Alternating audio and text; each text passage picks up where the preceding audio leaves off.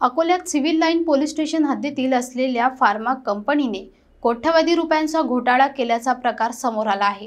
कंपनीचा मालक 2.5 ते 3 कोटी रुपये घेऊन फरार झाला असून पोलिसांकडे तक्रार दाखल झाली आहे।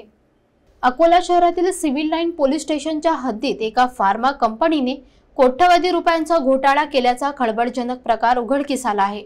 या कंपनीचा संचालक व मालक यांनी 2.5 ते 3 कोटी रुपयांचा अपहार करून ते घेऊन अचानक फरार झाल्याचे समजते। विशेष म्हणजे या कंपनीत कार्यरत असलेले 20 ते 25 कर्मचाऱ्यांकडून या मालकाने 10 लाख रुपये घेतले होते।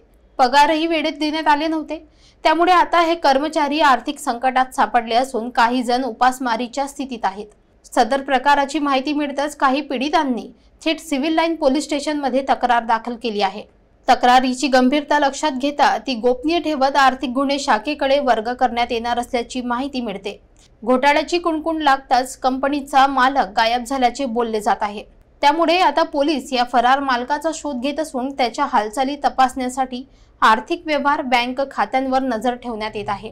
अकोल्यात अशा प्रकारच्या आर्थिक फसवणुकीच्या घटनांमध्ये वाढ होत असून सामान्य नागरिकांचे कोट्यवधी रुपयांचे नुकसान होत आहे। त्यामुळे पोलिसांनी तातडीने कारवाई करावी अशी मागणी आता नागरिकांतून होत आहे।